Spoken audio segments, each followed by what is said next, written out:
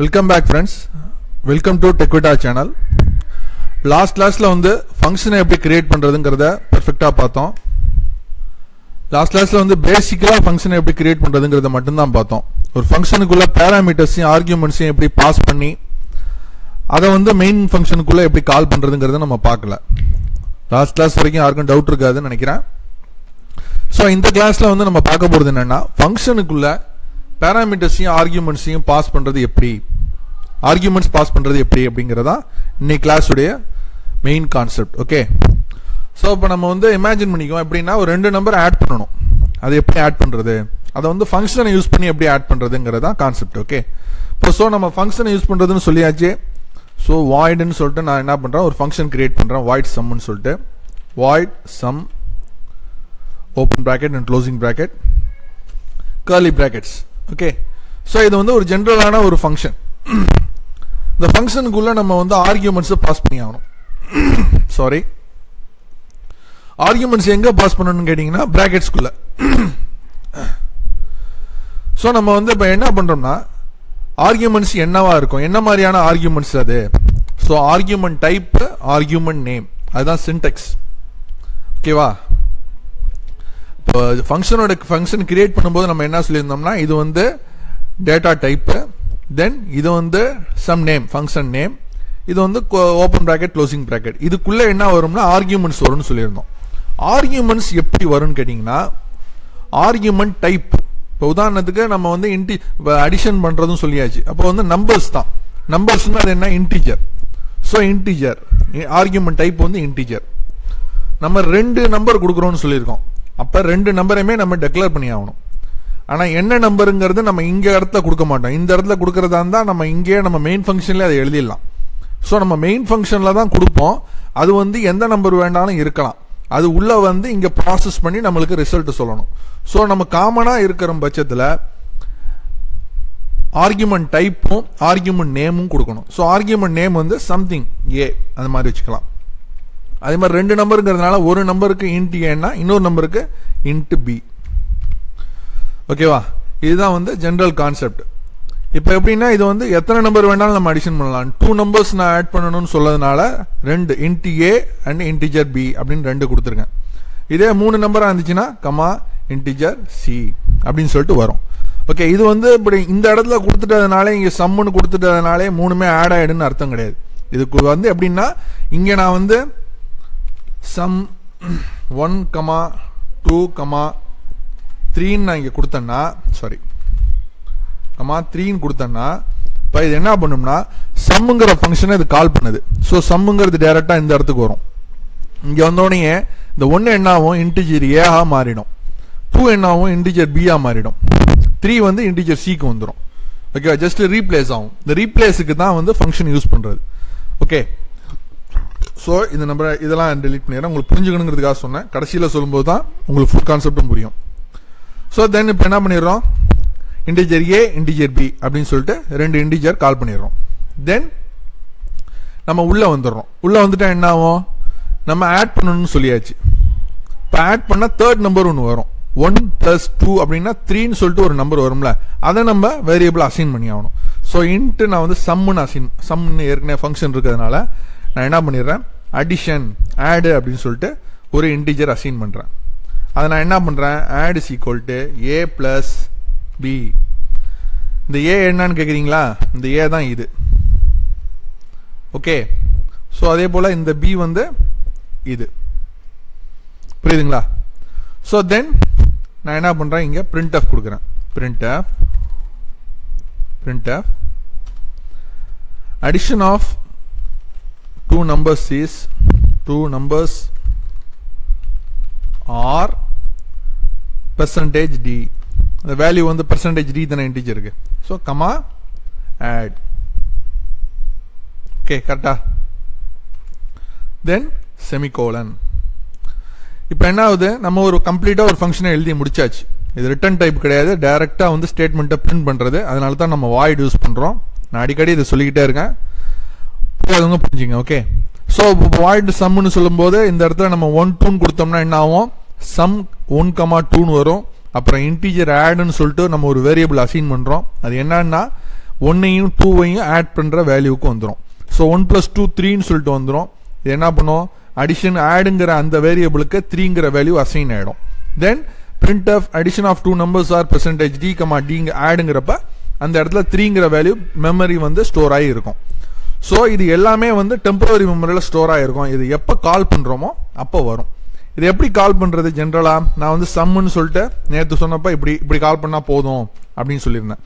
So இப்போ இதில் பேராமீட்டர்ஸை வந்து நம்ம உள்ளே கொடுக்கணும்னா 25,75 அவ்வளோதான்.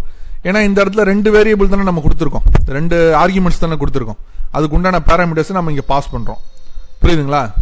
ஸோ இங்கே பாஸ் பண்ணும்போது என்ன பண்ணோம், இது இந்த சம்முங்கிறது கால் பண்ணும் உடனே இந்த இடத்துக்கு போவோம். இதில் 2 ஆர்குமெண்ட்ஸ், நம்ம 2 பேராமீட்டர்ஸ் தேவை. ஓகே, ஃபர்ஸ்ட்டுக்கு வந்து இன்டி ஏங்கிறது 25 எடுத்துக்கும், இன்டிஜர் பிங்கிறது 75 இருக்கும். இப்போ இந்த இன்டிஜர் டைப்பில் வந்து நீங்கள் 75.25ன்னு கொடுத்தீங்கன்னா ப்ராப்ளம் ஆகிடும். பிகாஸ் இது ஃப்ளோட்டு.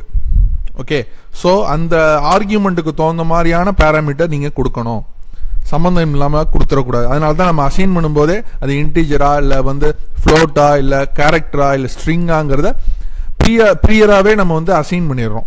அதுக்கு தகுந்த மாதிரி தான் நம்ம வந்து இன்புட்டையும் கொடுக்கணும். இப்போ நம்ம வந்து இந்த ப்ரோக்ராம் ரன் பண்ணுறோம்.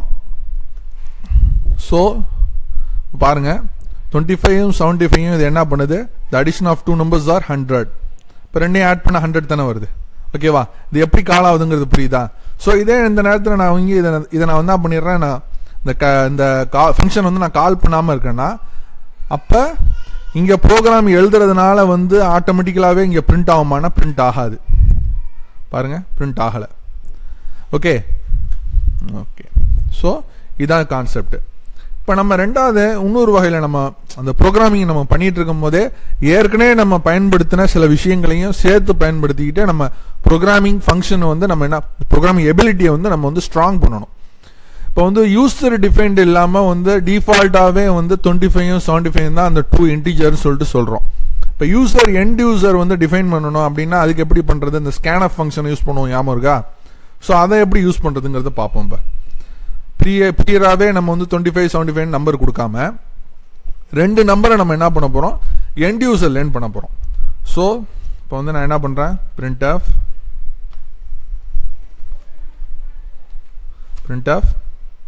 enter 2 numbers அப்படின்னு சொல்லிட்டு ஃபர்ஸ்ட் ஒரு இது கொடுக்குறேன், பஸ் ப்ளீஸ். இது வந்து ஜஸ்ட் ஒரு ஸ்டேட்மெண்ட் மாதிரி, கமா பிரேக்கிங் கமாண்ட். ஸோ அடுத்தது enter the first number. Okay, oh sorry, printf double quotation enter the first number. Okay, so அது என்ன type, percentage d comma sorry அந்த இடத்துல வந்து பிரேக்கிங் கமாண்ட். ஓகேவா? இந்த இடத்துல என்ன ஆகும், ஸ்கேன்அப், அது ஏதோ டைப் பண்ணா இந்த நம்ம இங்கே என்ட்ரு பண்ணுற நம்பருடைய டைப் வந்து integer. So d comma and simple. இதை நம்ம ஒரு வேரியபிளாக எடுக்கணும்ல, ஸோ அதை நம்ம வந்து ஒரு எக்ஸ்னு வேரியபிளாக எடுத்துக்கிறோம். இப்போ எக்ஸுங்கிற வேரியபிள் நான் ப்ரியராக அசைன் பண்ணாமல் இருக்குது. ஸோ இந்த இடத்துல நான் போய் அசைன் பண்ணணும். அது என்னது, இன்டீஜர் டைப்பா, இன்டீஜர் எக்ஸ். ஓகே, ஸோ அதே போல் printf